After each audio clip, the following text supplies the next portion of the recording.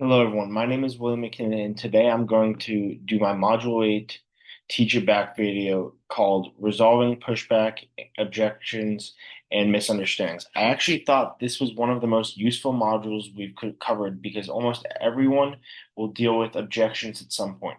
Whether you're interviewing for a job, trying to sell a product, negotiating with someone, or even just having an everyday conversation, people aren't always going to agree with you right away. Learning how to respond professionally instead of getting frustrated is really a valuable skill.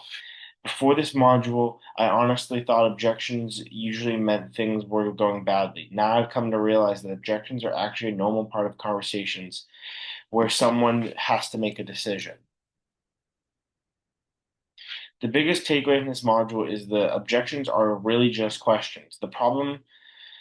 That's probably just the simplest but most important lesson. When someone says something like, you don't have enough experience, it's easy to hear rejection, but most people immediately become defensive and start trying to justify themselves. Instead, the module teaches us to mentally rephrase the statement into a question. Instead of hearing, you don't have enough experience, think, can you explain why you have enough experience and why you would be successful in this position?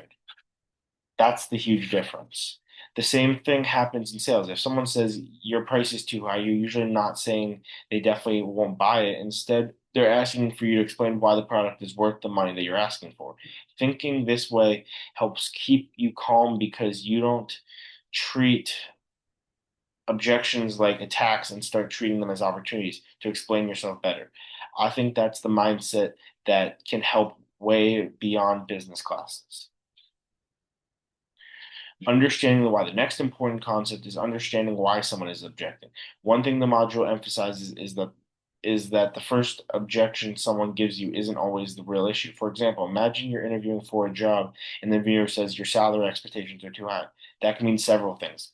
Maybe the company is generally not having enough money to afford you. Maybe they don't have the budget overall, but they do think that you demonstrate the value, or maybe they simply want to negotiate and just see how flexible you are pay wise.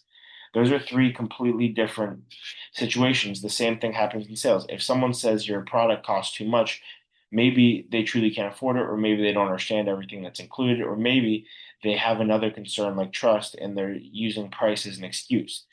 That's why this module says we never assume we need to find the real problem. Instead, we should ask questions and understand before trying to solve everything.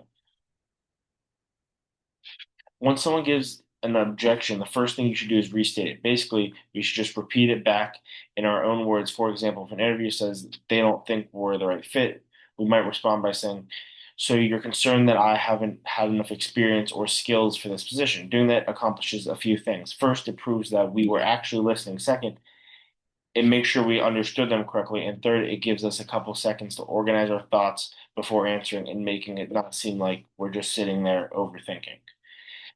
It also keeps the conversation friendly instead of argumentative. When people feel heard, they're much more willing to listen to what you want to say. Third is you need to clarify. We need to clarify what the person actually means. Instead of immediate answering, we should ask the questions, can you tell me more about that? Or what specifically concerns you? What And for example, if someone says your product is too expensive, you could ask whether it's because they don't have enough budget or because they don't think the value matches the price.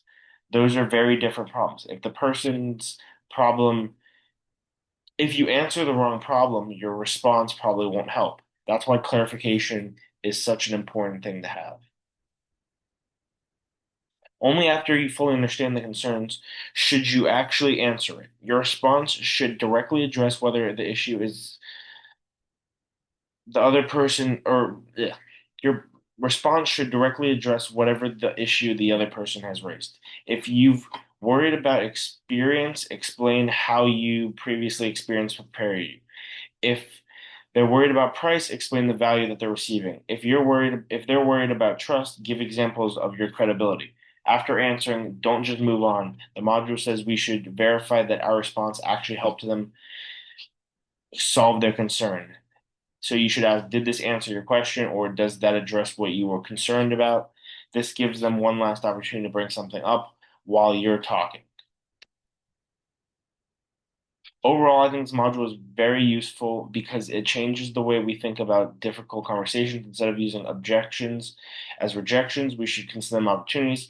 When someone raises a concern, they're still engaged in the conversation. Our job isn't to argue with them. Our job is to listen carefully, understand what they're asking, and respond thoughtfully and make them feel heard. Whether you're interviewing for your dream job, trying to close sales, or just making a thorough disagreement with someone, these him communication skills apply. The biggest lesson I'll remember is that objections don't automatically mean you're failing.